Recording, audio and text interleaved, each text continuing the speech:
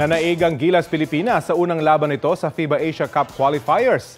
Tinambakan ng Gilas ang Hong Kong sa harap ng kanilang home crowd sa score na 94-64.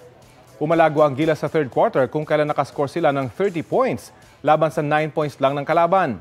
May 16 points sa laro si Justin Brownlee, 15 points naman si Kevin Kiambao at 13 para kay Kai Soto. Sa linggo, February 25, makakalaban naman ng Gilas ang Chinese Taipei dito sa Pilipinas.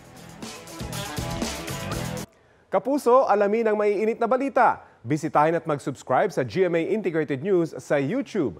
Sa mga kapuso abroad, samahan niyo kami sa GMA Pinoy TV at sa www.gmanews.tv.